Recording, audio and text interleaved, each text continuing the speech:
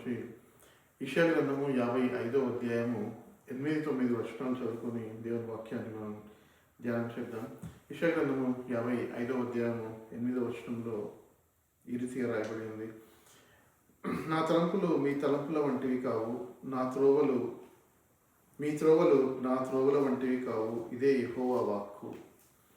ఆకాశంలో భూమికి పైన ఎంత ఎత్తుగా ఉన్నవో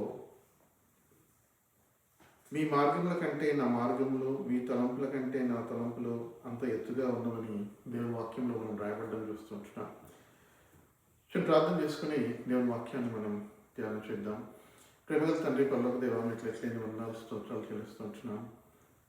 మరి యెషయా గ్రంథము 55వ అధ్యాయము 8-9 వచనాలు మేము ధ్యానిస్తూ ఉంటుండగా మీరే మాకు తోడుగా ఉండమని అడుగుతుంటున్నాను. మరి మీ తలంపులు అవి ఎలా ఉన్నాయి, మా తలంపులు ఎలా ఉన్నాయి, మీ త్రోవలు ఎలా ఉన్నాయి, మా త్రోవలు ఎలా ఉన్నాయి, వీటి మధ్యలో మరి ఎంత వ్యత్యాసం ఉంది అనే విషయాన్ని మాకు అర్థం చెప్పి మనం అడుగుతుంటున్నాం. మరి మీరే మాకు గ్రహింపు అనుగ్రహించండి. మరి మీ వాక్యం ద్వారా మీరే మమ్మల్ని దర్శించండి, బలపరచండి, మీరే మమ్మల్ని ముందుకు నడిపించుకొని అడుగుతుంటున్నాం. మా తలంపులను మార్చండి, మా త్రోవలను మార్చుకొని అడుగుచు మా ప్రార్థన ఆలకించమని యేసునామములో అడుగుతున్నాను తండ్రి, ఆమేన్. యెషయా ప్రవక్త 55వ అధ్యాయంలో 8వ వచనంలో తను ఏమంటాడంటే, నా తలంపులు మీ తలంపుల వంటివి కావు, మీ త్రోవలు నా త్రోవల వంటివి కావు, ఇదే యెహోవా వాక్కు అని తెలియజేస్తుంటాడు. అదే కాకుండా ఆకాశంలో భూమికి పైన ఎంత ఎత్తుగా ఉన్నవో మీ మార్గముల కంటే నా మార్గములు, మీ తలంపుల కంటే నా తలంపులు అంత ఎత్తుగా ఉన్నవి అని తాను తెలియజేస్తుంటాడు. దేవుడు తన వాక్యంలో ఇక్కడ తన తలంపుల గురించి, త్రోవల గురించి మాట్లాడుతూ ఉంటున్నాడు. తలంపులు, త్రోవలు ఇవి రెండు చాలా ప్రాముఖ్యమైన విషయాలు అంటున్నాయి. మనిషి యొక్క తలంపులు ఎన్నో ఉన్నాయి, మనిషికి ఎన్నో తలంపులు ఉన్నాయి, మనిషి ఎన్నో త్రోవలలో నడవాలని చూస్తూ ఉంటాడు. అయితే ఈ యొక్క వాక్య భాగము ఈరోజు మనకి దేవుని త్రోవలు ఏంటివి, దాని తర్వాత దేవుని తలంపులు ఏంటో ఈ వాక్య భాగం ద్వారా మనం తెలుసుకుందాం. యెషయా ప్రవక్త తాను ఈ మాటలు రాసినప్పుడు తాను ఇజ్రాయేల్ ప్రజలు వారి పరిస్థితులు ఎలా ఉండేనో ఆ పరిస్థితుల మధ్య ఈ మాటలు తాను రాస్తుంటున్నాడు. ఇజ్రాయేల్ ప్రజలు వారు ఐగుప్తు దేశంలో బానిసలుగా ఉన్నప్పుడు ఏ రీతిగా దేవుడు వారిని విడిపించాడు అనే విషయాన్ని కూడా ఈ యొక్క వాక్య భాగం ద్వారా మనం జ్ఞాపకం చేసుకోవచ్చు.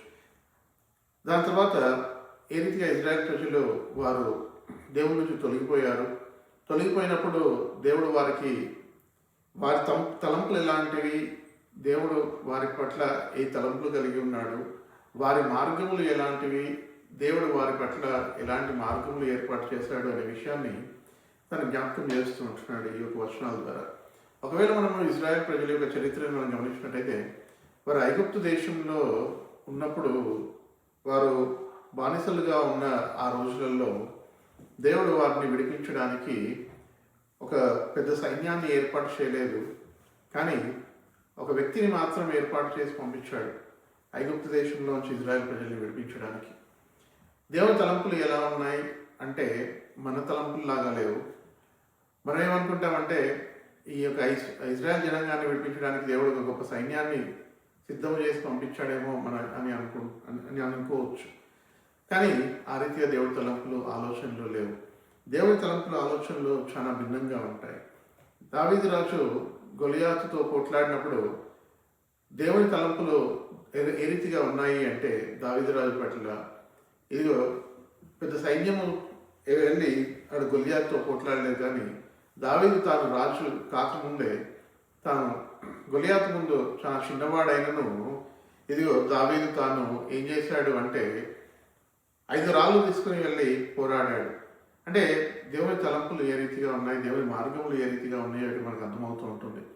దేవుని తలంపులు, దేవుని మార్గములు అవి భిన్నముగా ఉంటాయి, మన తలంపులు, మన ఆలోచనలు అవి వేరేగా ఉంటాయి అని ఇక్కడ ఈ వాక్య భాగం ద్వారా మనకు అర్థమవుతూ ఉంటుంది. ఈరోజు దేవుని వాక్యంలోంచి 2 వ్యక్తులను మనం చూసి వారి తలంపులు ఏ రీతిగా ఉన్నాయి, అదే కాకుండా దేవుడికి వారి పట్ల ఏ తలంపులు కలిగి ఉన్నాడో ఆ విషయాలు మనము జ్ఞాపకం చేసుకుందాం. మన జీవితంలో కూడా చాలా మటుకు మనం మన తలంపులలో ఉంటాం. మన తలంపులలో మన యొక్క త్రోవలలో మనం కొనసాగుతూ ఉంటాం. కానీ ఎప్పుడు మనది మనం పరీక్షించుకోము. ఏంటి అంటే ఇవి దేవుని తలంపులా, ఇవి దేవుని త్రోవలా అని మనం ఎప్పుడూ పరీక్షించాం. మనము ఎల్లప్పుడూ మన తలంపులలో ఉంటాం, మన త్రోవలలో నడుస్తూనే ఉంటాం. అందులోనే మనకు సమస్యలు ఎదురవుతూ ఉంటాయి. ఆ సమస్యలలోనే మనము ముందుకు కొనసాగుతూ ఉంటాం. కానీ ఇవి నిజముగా దేవుని తలంపులా, ఇవి నిజముగా దేవుడు ఏర్పాటు చేసిన మార్గములా అని మనము ఎన్నడూ ఆలోచించం. ఎప్పుడైతే మనము దేవుని సన్నిధికి వచ్చి దేవుని వాక్యం ద్వారా మనం తెలుసుకుంటామో, దేవా ఇది నీ తలంపా కాదా, దేవా ఇది నువ్వు ఏర్పాటు చేసిన త్రోవనా కాదా అని ఎప్పుడైతే మనము దేవుణ్ణి అడుగుతామో, దేవుడు తప్పకుండా తాను తెలియజేస్తాడు. కానీ మనము దేవుణ్ణి అడగకుండా మన సొంత ప్రయాసంలో మనము కొనసాగినట్టయితే దేవుని తలంపు ఏంటో, దేవుని ఆలోచన ఏంటో మనకు అర్థము కాదు. లేకపోతే దేవుని త్రోవలు ఏంటో ఆ త్రోవలలో మనం నడిచేవారిగా ఉండం, దేవుని తలంపులలో మనం ఉండేవారిగా ఉండకుండా మనము ఎన్నో కష్టాలలో మనము ఎదుర్కొనేవారిగా ఉంటాం. ఆ కష్టంలో నెమ్మది మనము పొందలేము దేవుని నుంచి. ఇవన్నీ సమస్యలు మనకి ఎదురవుతూ ఉంటాయి. అయితే దేవుడు తాను తన వాక్యంలో సెలవిచ్చినట్టుగా తన తలంపులు ఎంతో ఉన్నతమైనవి అని దేవుడు తెలియజేస్తూ ఉంటున్నాడు. మనకి తాను ఇవ్వాలనుకుంటూ ఉంటున్నాడు. తను మన పట్ల కలిగి ఉన్న తలంపులు ఆయన మనకి తెలియచేయాలనుకుంటున్నాడు. దేవుడు మన పట్ల కలిగి ఉన్న మార్గంలో ఆయన మనకి బోధించాలనుకుంటున్నాడు. ఆ త్రోవలలో, ఆ మార్గాలలో దేవుడు మనల్ని నడిపించాలనుకుంటున్నాడు. అయితే ఆ త్రోవలలో, ఆ మార్గాలలో మనం నడవడానికి దేవుడి నుంచి ఆ మార్గం పొందుకునేవారిగా ఉండాలి. దేవుడి నుంచి ఆ తలంపులు మనము తెలుసుకునేవారిగా ఉండాలి. దేవుడు తాను మాట్లాడే దేవుడు అంటున్నాడు. దేవుడు తన వాక్యము ద్వారా మనతో మాట్లాడతాడు. మనం దేవుని వాక్యాన్ని వింటూ ఉన్నప్పుడు కూడా దేవుడు మనతో మాట్లాడతాడు. అయితే దేవుడు మనతో మాట్లాడినప్పుడు ఆ మాటల్ని మనము వినేవారిగా, అంతేకాకుండా ఆ మాటల ప్రకారము ముందు కొనసాగేవారిగా కూడా మనం ఉండడం ఎంతో ప్రాముఖ్యమైన విషయం. దేవుని వాక్యంలోంచి పాత నిబంధనలోంచి ఒక వ్యక్తిని, కొత్త నిబంధనలోంచి ఒక వ్యక్తిని, ఇద్దరిని మనం పరిశీలన చేద్దాం. ఏ రీతిగా వారు దేవుని తలంపులను తెలుసుకొని ఏ రీతిగా ముందు కొనసాగారు. వారు దేవుని తలంపులు విన్నప్పుడు వారి ఆలోచనలు ఏ రీతిగా ఉన్నాయి, వారు దేవుని తలంపులని వెంటనే అంగీకరించారా, లేకపోతే ఏదైనా సందేహపడ్డారా, వారు దేవుని మార్గంలో నడిచారా, లేకపోతే మధ్యలో ఆగిపోయారా, లేకపోతే వారి సందేహం వచ్చినప్పుడు వారు ఎలా విశ్వాసం పొందారు, ఎలా ముందుకు కొనసాగారు అనే విషయాల్ని మనం దేవుని వాక్యంలోంచి మనం ధ్యానం చేద్దాం. దేవుని వాక్యంలోంచి పాత నిబంధనలో మనం గమనించినట్టయితే మోషే తాను మనకి ఎంతో గొప్ప నాయకుడిగా దేవుని వాక్యంలో మనం చూస్తాం. మోషే జీవితాన్ని మనం చూసినట్టయితే మోషే తాను ఐగుప్తు దేశంలో పుట్టాడు. కానీ పుట్టింది ఇజ్రాయేల్ తల్లిదండ్రులకి తాను పుట్టాడు. కానీ తను పెరిగింది ఐగుప్తు ఫరో ఇంట్లో పెరుగుతాడు. తను మోషే పెద్దగా అయిన తర్వాత చాలా బలవంతుడిగా కనిపిస్తాడు. అయితే ఒకనొక రోజు ఐగుప్తు దేశపు వ్యక్తి, దాంతో ఇజ్రాయెల్ దేశపు వ్యక్తి వారిద్దరు పోట్లాడుతున్నప్పుడు మోషే వారిద్దరిని గమనించి, నా యొక్క సహోదరుడైన ఇజ్రాయెల్ దేశపు వ్యక్తి తాను ఎంతో కష్టంలో ఉన్నాడు, ఆయన చనిపోతాడేమో అని చెప్పి ఆ ఐగుప్తు దేశపు వ్యక్తితో పోరాడి దాన్ని చంపేస్తాడు. దాంతో మోషే తాను ఫరోకి భయపడి అక్కడి నుంచి పారిపోతాడు. ఈ సన్నివేశంలో మనం గమనించినట్టయితే మోషే తన సొంత ఆలోచనని ఎంచుకున్నాడు, తన సొంత మార్గాన్ని ఎంచుకున్నాడు. దేవుడు ఎప్పుడు ఇదిగో మోషేకి ఆ రీతిగా చేయమని ఎప్పుడు చెప్పలేదు. మోషే తను వ్యక్తిగతంగా తన నిర్ణయం తీసుకున్నాడు. అయితే మోషే 40 సంవత్సరాలు తాను ఐగుప్తు దేశం నుంచి బయట ఉన్న తర్వాత దేవుడు మోషేని పిలిచి తన ఒక బాధ్యత అప్పగిస్తాడు. మోషేతో దేవుడు ఏమంటాడంటే, ఇదిగో ఇజ్రాయెల్ ప్రజలు వారు ఎంతో దుఃఖంలో ఉన్నారు, వారు ఎంతో బాధలో ఉన్నారు, బానిసత్వంలో ఉన్నారు, వారు ప్రార్థనలు నా దగ్గరికి వచ్చాయి.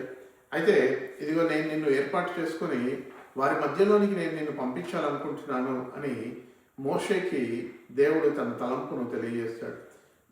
ఇక్కడ దేవుని ఆలోచన ఏంటి అంటే చాలా గొప్ప ఆలోచన దేవునికి ఇక్కడ మోషే పట్ల ఉంది. ఆ ఆలోచన ఏంటంటే ఇజ్రాయెల్ ప్రజలు బానిసత్వంలో ఉన్నవారిని ఐగుప్తు దేశంలో నుంచి విడిపించడానికి దేవుడు ఒక వ్యక్తిని ఎంచుకొని పంపిస్తూ ఉంటున్నాడు. దేవుడు ఒక సైన్యాన్ని ఏర్పాటు చేయలేదు ఐగుప్తు దేశపు సైన్యంతో పోరాడడానికి. కానీ దేవుని తలంపు, దేవుని ఆలోచన, దేవుని మార్గం ఏ రీతిగా ఉంది అంటే కేవలం ఒక వ్యక్తిని ఎంచుకొని దేవుడు పంపించాలని ఇక్కడ ఆలోచన కలిగి ఉన్నాడు. అయితే మోషేకి దేవుడు ఈ మాట సెలవిచ్చినప్పుడు మోషే తాను మొట్టమొదటిగా ఏమని ప్రశ్న వేస్తాడంటే, ఇదిగో దేవా, నేను వెళ్ళినప్పుడు ఏమని నేను తెలియచేయాలి, ఏమని చెప్పాలి అక్కడ ప్రజలకి, ఎవరి నన్ను చెప్పాలి, ఎవరు నన్ను పంపించారని చెప్పాలి అని మోషే ప్రశ్న అడిగినప్పుడు దేవుడు నిర్గమకాండము 4వ అధ్యాయం 1వ వచనంలో ఏమని సమాధానం ఇస్తాడంటే, అందుకు మోషే చిత్తగించుము, వారు నన్ను నమ్మరు, నా మాట వినరు, యెహోవా నీకు ప్రత్యక్షము కాలేదందురు అని ఉత్తరం ఇయ్యగా, ఇలాంటి ప్రశ్న మోషే అడుగుతూ ఉంటున్నాడు. ఇక్కడ మోషే ఒక సంభాషణలోకి వచ్చాడు. దేవుని ఆలోచన విని, దేవుని తలంపు విని, దేవుని ఆలోచన విని, దేవుడు ఏర్పాటు చేసిన మార్గాన్ని తెలుసుకొని ఒక ఆలోచనకు వచ్చాడు, ఒక తలంపుకి వచ్చాడు, లేదా ఒక ప్రశ్నలోకి వచ్చాడు. దేవుడు ఎప్పుడైనా కూడా ఒక తలంపు మనకి, తన తలంపు ఏదైతే తెలియజేస్తాడో, తన మార్గం ఏదైతే మనకి తెలియజేస్తాడో, ఆ మార్గం మనకు తెలియజేసినప్పుడు మనకు కూడా ప్రశ్నలు రావచ్చు, లేకపోతే మనకు కూడా సందేహాలు ఉండవచ్చు. ఆ సందేహాలు, ప్రశ్నలు ఉన్నప్పుడు ఇక్కడ మోషే దేవునితో ప్రార్థిస్తూ ఉంటున్నాడు, సంభాషణ చేస్తూ అడుగుతూ ఉంటున్నాడు. ఆ రీతిగా మనం కూడా మన జీవితంలో దేవుని అడిగేవారిగా ఉండాలి, ప్రార్థించేవారిగా ఉండాలి. దేవా, ఇదిగో నీ వాక్యం ద్వారా నేను ఈ విషయాలు తెలుసుకుంటూ ఉంటున్నాను, ఇది సరైన మార్గం అని గ్రహిస్తూ ఉంటున్నాను, ఇది నీ తలంపని గ్రహిస్తూ ఉంటున్నాను, నా జీవితంలో నీ తలంపు ఈ రీతిగా ఉంది అని నాకు అర్థమవుతూ ఉంటుంది నీ వాక్యం ద్వారా. అయితే ఇదో నాకు ప్రశ్నలు ఉన్నాయి, ఈ ప్రశ్నలకి నాకు సమాధానం ఇవ్వు అని మనం అడిగినప్పుడు దేవుడు సమాధానం ఇచ్చే దేవుడుగా మనకి ఇక్కడ కనిపిస్తుంటున్నాడు. నిర్గమకాండం 4వ అధ్యాయం 2వ వచనంలో దేవుడు ఏమని సమాధానం ఇస్తున్నాడు అంటే, యెహోవా నీ చేతిలోనిది ఏమిటి అని అతన్ని అడిగాను, అందుకతడు కర్రే అనెను. అప్పుడు ఆయన నేల మీద దానిని పడవేయమనెను.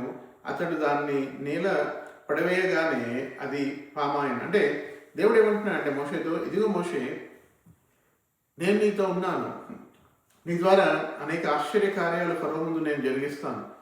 అనేక కార్యములు వారు చూసినప్పుడు తప్పకుండా వారు ఏమని నమ్ముతారంటే, ఇది దేవుడైన యెహోవా నిన్ను పంపించాడు అని నమ్ముతారు అని దేవుడు అభయం ఇస్తూ ఉంటున్నాడు. మన జీవితంలో కూడా మనం ఎప్పుడైతే ప్రశ్న వచ్చినప్పుడు దేవుడిని అడుగుతామో, దేవుడు మన పట్ల కూడా అలాంటి జవాబే ఇచ్చే దేవుడు అంటున్నాడు. మనకి దేవుడు తన స్వరము వినిపించిన తర్వాత, తన మాట ఇచ్చిన తర్వాత మన ప్రశ్నలకి కూడా జవాబు ఇచ్చే దేవుడు అంటున్నాడు, మనల్ని బలపరిచి ముందుకు నడిపించే దేవుడు అంటున్నాడు. మోషే మొట్టమొదటిగా ఏమని ప్రశ్న కలిగి ఉన్నాడంటే, ఇదిగో దేవా, నేను వెళ్ళినప్పుడు వారు నా మాట వింటారా అనే ప్రశ్న మొట్టమొదటిగా వచ్చింది. అప్పుడు దేవుడు తనకి సమాధానం ఇస్తాడు. ఎలా మోషేని వారు నమ్మి అంగీకరిస్తారో ఆ ప్రశ్నకి సమాధానం ఇస్తాడు. మరలా దాని తర్వాత మోషేకి ఇంకొక ప్రశ్న ఉంటుంది. ఆ ప్రశ్న ఏంటంటే, నిర్గమకాండము 4వ అధ్యాయము 10వ వచనము మనం గమనించినట్టయితే ఇక్కడ మోషేకి ఒక ప్రశ్న ఉంది. ఏంటి అంటే, అప్పుడు మోషే, ప్రభువా, ఇంతవరకు మునుపైనను నీవు నీ దాసునితో మాట్లాడినప్పటి నుండి అయినను నేను మాట నేర్పరిని కాను, నేను నోటి మాంద్యము, నాలుక మాంద్యము గలవాడనని యెహోవాతో చెప్పగా అని ఇక్కడ రాయబడి. మళ్ళా మోషేకి ఇంకొక ప్రశ్న వచ్చింది. దేవా, ఇదిగో నాకు ఒక సమస్య ఉంది. ఆ సమస్య ఏంటంటే, నేను ఎక్కువగా మాట్లాడలేను, నేను స్పష్టముగా మాట్లాడలేను, నాకు నోటి మాంద్యం ఉంది, నాకు నోటిలోంచి నాకు మాటలు సరిగ్గా రావు అని ఎంతో కలవరపడుతూ ఉంటున్నాడు మోషే. అది నిజముగానే సహజంగానే మోషేకి అది కష్టమైన పని. మాట్లాడటం అనేది కష్టమైన పని. ఎందుకంటే మాట్లాడినప్పుడు ప్రజలకి అర్థం కాదు, అర్థం కానప్పుడు మోషేని వారు హేళన చేసేవారిగా ఉంటారు. అయితే మోషే ఇక్కడ సరైన ప్రశ్న అడుగుతూ ఉంటున్నాడు దేవునితో సరైన ప్రశ్న అడిగినప్పుడు దేవుడు ఏమని జవాబు చెప్తున్నాడంటే మోషేకి, ఇదిగో మోషే, అప్పుడు మోషే ప్రభువా అని అడిగినప్పుడు 11వ వచనంలో, 4వ అధ్యాయం 11వ వచనంలో, యెహోవా, నేను ఇదివరకు దేవుడు అంటున్న మాట ఏంటంటే, నోరిచ్చిన వాడు ఎవడు నీకు, మూగవాణి కానీ, చెవిటివాణి కానీ, దృష్టి గలవానికి కానీ, గుడ్డివాణి కానీ పుట్టించిన వాడు ఎవడు అని ఇక్కడ దేవుడు సమాధానం ఇస్తూ ఉంటున్నాడు. దేవుడు ఏమంటున్నా అంటే, మోషే, నువ్వు నత్తివాడవని నాకు తెలుసు, నీకు నోటి మాంద్యం ఉందని నాకు తెలుసు. అయితే ఇవన్నీ నాకు తెలిసే నేను నిన్ను ఏర్పాటు చేసుకున్నాను అని ఇక్కడ దేవుడు మోషేతో అంటూ ఉంటున్నాడు. అంటే మనల్ని దేవుడు ఏర్పాటు చేసుకున్నప్పుడు, మనకి దేవుడు ఒక బాధ్యత మనకి ఇచ్చినప్పుడు, దేవుడు మనకి ఒక అభయం ఇచ్చినప్పుడు, ఒక సలహా ఇచ్చినప్పుడు, ఒక మార్గము చూపించినప్పుడు, ఆ మార్గంలో వచ్చే కష్టాలు ఏమి అయితే ఉంటాయో దేవునికి అవన్నీ తెలిసే ఉన్నాయి.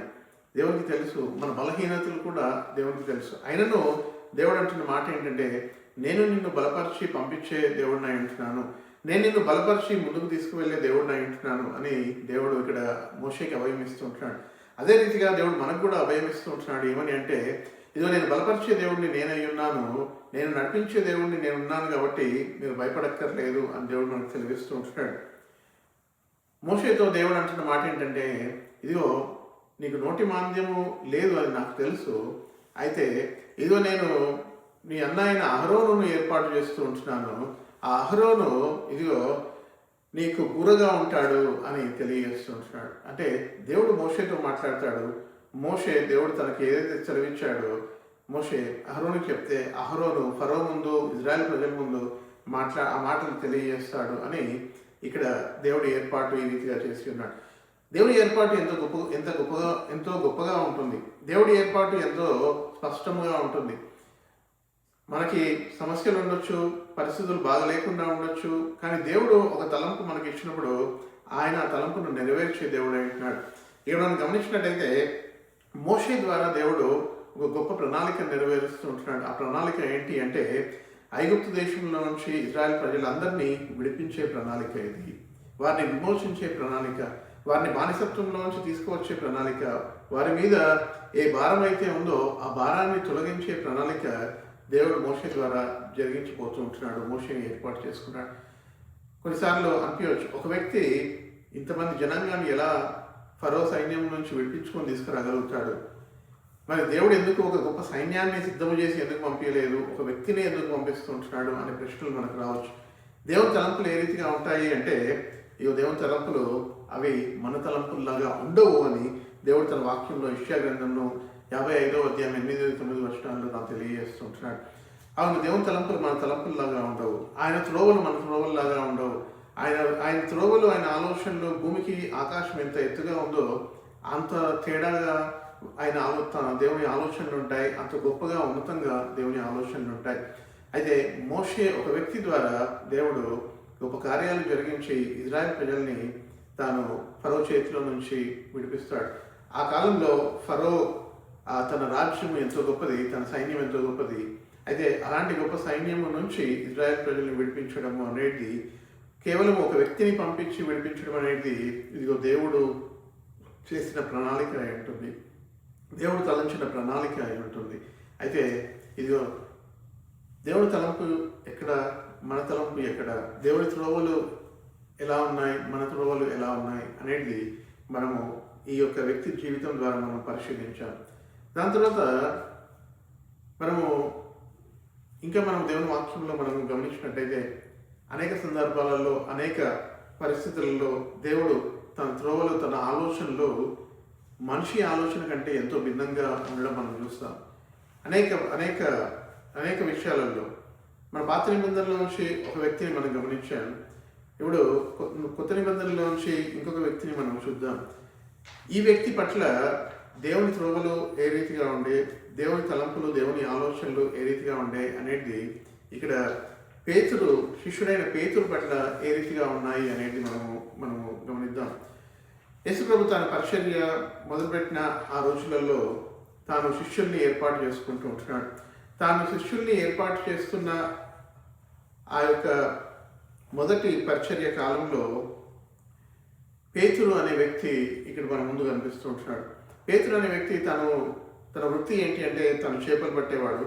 అంతేకాకుండా పేతురు తాను అన్ఎడ్యుకేటెడ్, అంటే తనకి చదువు రాదు. పేతురికి చదువు లేదు. తను విద్య లేని పామర్లు అయి ఉంటున్నాడు. శిష్యులందరూ విద్య లేని పామర్లు అయి ఉన్నారు. అయితే పేతురు కూడా విద్య లేని వాడై ఉన్నాడు. దేవుడు తాను పేతురు పట్ల ఒక ఆలోచన కలిగి ఉన్నాడు. దేవుడి ఆలోచన పేతురు పట్ల ఏంటి అంటే, ఇదిగో పేతురు తనని వెంబడించాలి. తనని వెంబడించిన తర్వాత పేతురుని దేవుడు ఒక గొప్ప సువార్థికుడిగా చేస్తాడు అని పేతురు పట్ల దేవుని ఆలోచన. అయితే పేతురుని ఇంకా దేవుడు పిలవలేదు. పిలవక ముందు పేతురు తన వృత్తిలో, చేపలు పట్టే వృత్తిలో ఉన్నాడు. తాను చేపలు పడుతూ ఉంటున్నాడు. ఒకరోజు తాను ఎంత ప్రయాసపడినా చేపలు దొరకట్లేదు. తను రాత్రంతా కష్టపడ్డాడు. రాత్రంతా చేపలు పట్టడానికి ప్రయాసపడ్డాడు. కానీ ఎక్కడా కూడా చేపలు దొరకడం అనేది జరగలేదు. అయితే ఉదయకాలంన యేసుప్రభు ఆ యొక్క పేతురున్న స్థలానికి యేసుప్రభు వస్తాడు. యేసుప్రభు వచ్చి పేతురుతో సంభాషిస్తూ తాను ఏమంటాడంటే, పేతురు, నువ్వు రాత్రంతా ప్రయాసపడ్డావు. అయితే నీ వల ఒకసారి ఇటువైపు కాకుండా అటువైపు వేయమని అంటాడు. లూకా సువార్త 5వ అధ్యాయము 5వ వచనము మనం చదివినట్టయితే, సీమోను ఏలినవాడ, రాత్రి అంతయు మేము ప్రయాసపడితే కానీ మాకేమీ దొరకలేదు అని ఇక్కడ పేతురు యేసుప్రభుతో అంటున్నాడు.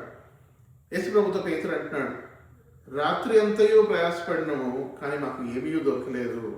రాత్రంతా ప్రయాసపడ్డాం, ఇదిగో మాకు ఏమీ దొరకలేదు దేవా. మన తలంపులు, మన ఆలోచనలలో మనం వెళ్తూ ఉంటాం. మన ప్రయాసము చాలా గొప్పగా ఉంటుంది. మనము ఎంతో కష్టపడతాం, కానీ మన చేతిలోకి ఏది దొరకదు. మన యొక్క కష్టార్జితం అంతా అది నష్టపోతూ ఉంటాం. ఎందుకు ఆ రీతిగా జరుగుతుంది అంటే, ఇదిగో మనం సరి అయిన తలంపు కలిగి ఉండట్లేదు. దేవుని తలంపులలో మనం లేవు. దేవుని ఆలోచనలలో, దేవుని మార్గాలలో మనం లేవు. కాబట్టి మన ప్రయాసము అది కొన్నిసార్లు వ్యర్థమవ్వచ్చు. లేకపోతే దేవుడు మనల్ని ఇదిగో ఒక గొప్ప ఉన్నతమైన లక్ష్యం వైపుకి తిప్పుతున్నాడేమో. అయితే ఆ లక్ష్యము వైపుకి తిప్పడానికి ఇదిగో దేవుడు మనకి ఒక పరిస్థితిలో మనతో మాట్లాడాలనుకుంటున్నాడేమో. ఒకవేళ మనకి ఏమీ లేని పరిస్థితి ఉందా, ఆ ఏమీ లేని పరిస్థితులలో దేవుడు మనతో మాట్లాడి మనల్ని బలపరచాలనుకుంటున్నాడు. ఇక్కడ సీమోను పేతురు తాను ఏమీ లేని పరిస్థితులలో ఉన్నాడు. తన వృత్తి చేపలు పట్టడము. ఆ చేపలు పడితేనే తనకి రాత్రి పగలు భోజనము తనకి తన కుటుంబానికి దొరుకుతూ ఉంటుంది. కానీ పేతురు ఏమీ లేని స్థితిలో ఉన్నప్పుడు, దేవుడు తనతో మాట్లాడుతూ ఉన్నప్పుడు, పేతురు దేవుని మాటని ఆలకిస్తూ ఉంటున్నాడు. దేవుని మాటల్ని ఆలకిస్తూ ఉంటున్నాడు. ఏమని ఆలకిస్తూ ఉంటున్నాడు అంటే, ఇదిగో లూకా సువార్త 5వ అధ్యాయము 4వ వచనము, ఆయన బోధించుట చాలించిన తర్వాత నీవు దోణెను లోతునకు నడిపించి చేపలు పట్టుటకు మీ వలలు వేయుడని సీమోనుతో చెప్పగా, దేవుడు తన వాక్యాన్ని బోధించాడు పేతురుకి. బోధించి, ఇదిగో పేతురు, మరలా నువ్వు మరలా చేపలు పట్టడానికి ఇదిగో నీ యొక్క వలను మరలా వేయి అని దేవుడు తెలియజేస్తూ ఉంటున్నాడు పేతురుకి. పేతురు అంటున్నాడు, ఇదిగో దేవా, నేను రాత్రంతా ప్రయాసపడ్డాను, నాకేమీ దొరకలేదు. కానీ 5వ వచనంలో, సీమోను ఏలినవాడ, రాత్రంతయు మేము ప్రయాసపడితే కానీ మాకేమీ దొరకలేదు. ఆయనను నీ మాట చొప్పున వలలు వేతుమని ఆయనతో చెప్పాను అని రాయబడింది. ఆయనను నీ మాట చొప్పున వలలు వేస్తాము అని పేతురు తీర్మానం వచ్చాడు.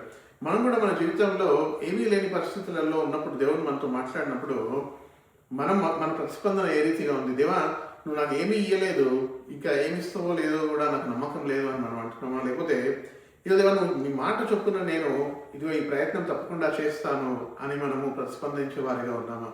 మన ప్రతిస్పందన ఏ రీతిగా ఉంది? దేవుడు మనకి తన మార్గాన్ని చూపించినప్పుడు, తన స్వరాన్ని, తన ఆలోచనను వినిపించినప్పుడు ఏ రీతిగా ఉంది అనేది మనం పరిశీలించుకునే వారిగా ఉండాలి. పేతురు దేవుని మాట వింటున్నాడు అనేది ఇక్కడ మనం చూస్తున్నాం. పేతురు తన వృత్తిలో ఎంతో నైపుణ్యం కలిగి ఉన్నాడు. తన సంవత్సరాల నుంచి చేపలు పట్టే వాడిగా ఉన్నాడు. రాత్రంతయు చేపలు దొరకలేదు, ఎంతో ప్రయాసపడ్డాడు, అలసిపోయి ఉన్నాడు.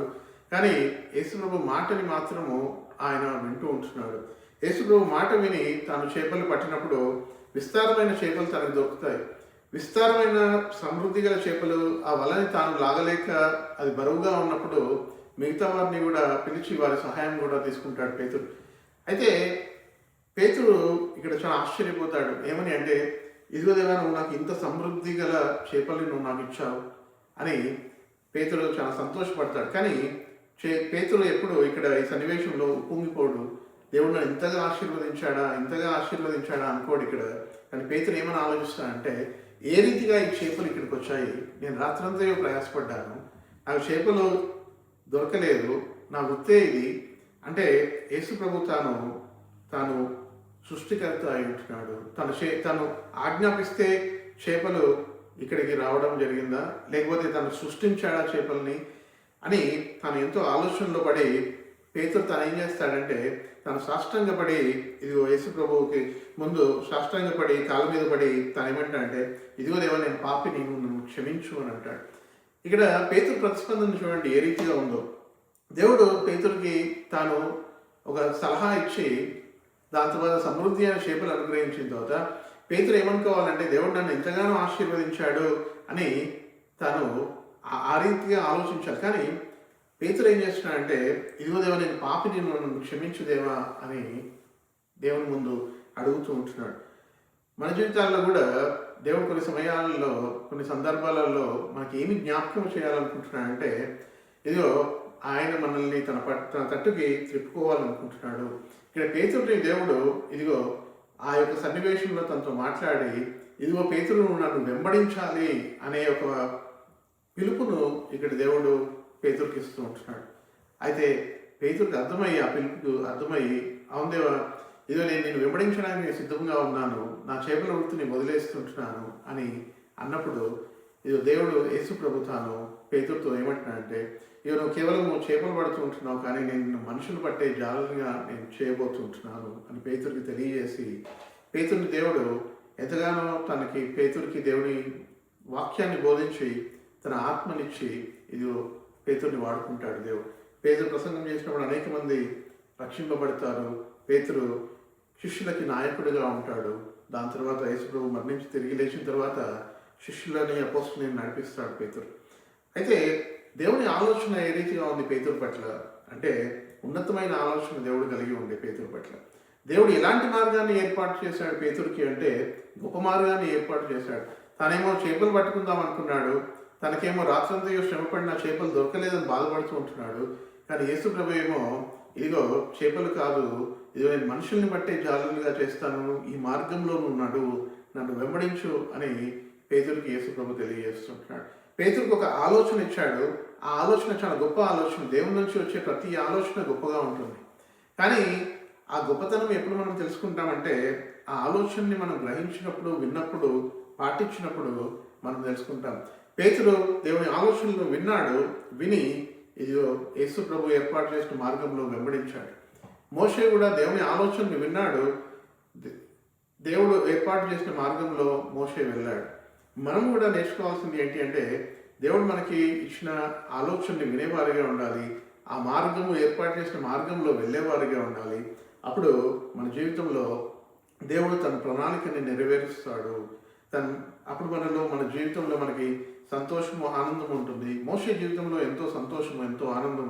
ఇజ్రాయెల్ ప్రజల్ని విడిపించిన తర్వాత ఒక గొప్ప నాయకుడిగా వారిని ఇజ్రాయెల్ ప్రజల్ని నడిపించి తాను ఇదిగో ఇజ్రాయెల్ ప్రజలకి దేవుని స్వరాన్ని తీసుకొచ్చి, ఆజ్ఞలను తీసుకొచ్చి, కట్టడలను తీసుకొచ్చి వారిని కానాను దేశం వైపుకి నడిపించాడు. పేతుడిని మనం గమనించినట్టయితే యేసు ప్రభుని వెంబడించి పేతురు అనేక మందిని రక్షణ సువార్త ప్రకటించి రక్షణలోకి నడిపించాడు. దేవుని మార్గము, దేవుని ఆలోచన ఎప్పుడు ఎంతో గొప్పగా ఉంటుంది. అయితే మనము ఆ ఆలోచనలో, ఆ మార్గంలో మనము ఉండడం అనేది చాలా ప్రాముఖ్యం. మన ఆలోచనలు, మన మార్గంలో అవి ఎప్పుడు స్వార్థముగా ఉంటాయి, మన సొంత ఆశతో కూడినవిగా ఉంటాయి. కానీ దేవుని ఆలోచనలు, దేవుని మార్గంలో దేవునికి మహిమకరంగా ఉంటాయి.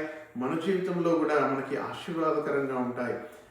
అయితే మనము మన జీవితంలో గ్రహించాల్సింది ఏంటి అంటే ఇదిగో దేవా నేను నీ మార్గంలో ఉన్నానా లేదా, నీ తలంపులలో ఉన్నానా లేదా. దేవా ఒకవేళ నేను నీ తలంపుల్లో లేకపోతే నీవు నన్ను నీ తలంపులలోకి తీసుకురా. దేవా నేను ఒకవేళ నీ మార్గంలో నేను నడవకపోతే నీ మార్గంలోనికి నువ్వు నన్ను తీసుకురా దేవా అని మనము అడిగేవారిగా ఉండాలి, ప్రార్థించేవారిగా ఉండాలి. అప్పుడు దేవుడు తప్పకుండా మన యొక్క ప్రార్థనని విని తన తలంపులు, తన ఆలోచనలు, తన మార్గములు మనకు తెలియజేసి ముందుకు నడిపిస్తాడు. మనం ప్రార్థన చేసుకుని ముగించుకుందాం. ప్రేమగల తండ్రి, పరలోక దేవా, మీకు లెక్కలేని వందనాలు, స్తోత్రాలు చెల్లిస్తుంటున్నాం. మరి ఈ మార్గంలో మీ యొక్క త్రోవలు, మీ ఆలోచనలు ఎంతో గొప్పవి. అవును, మా ఆలోచనలు మా యొక్క త్రోవల కంటే ఎన్నో ఉన్నతమైనవి, అవి ఆశీర్వాదకరమైనవి, అవి గొప్పవి. దేవా మరి భూమికి ఆకాశం ఎంత ఎత్తుగా ఉందో అంత ఎత్తుగా మీ తలంపులు మీ మార్గంలో ఉన్నాయి. అయితే దేవా మీరు మమ్మల్ని మీ మార్గంలోకి నడిపించండి, మీ మార్గంలో తీసుకువెళ్ళండి. మాకు ప్రశ్నలు వచ్చినప్పుడు దేవా మరి మా సందేహాలను మీరు తీర్చండి. దేవా మరి మా యొక్క పరిస్థితులలో మీరు మాకు దేవా మరి నడిపింపును అనుగ్రహించుకొని అడుగుతుంటున్నాం. ఈ వాక్యం మీద ప్రతి ఒక్క బిడ్డని మీరే జ్ఞాపకం చేసుకోండి. వారి మార్గంలో వారు విడిచిపెట్టేలాగా మీ మార్గంలో ఎంచుకునే వారిగా వారిని చేయండి. మీ తలంపులు వారు తీసుకునేవారిగా, మీ తలంపులలో వారు ఉండేవారిగా వారిని ఉంచండి. వారి తలంపులని వారు విడిచేవారిగా వారిని ఉంచుకొని అడుగుతుంటున్నాం. దేవరి మీ వాక్యం ద్వారా మీరే మమ్మల్ని బలపరిచినందుకు మీకు లెక్కలేని వందనాలు స్తోత్రాలు చెల్లిస్తూ మా ప్రార్థన ఆలకించమని యేసు నామములో అడుగుచున్నాం తండ్రి. ఆమేన్.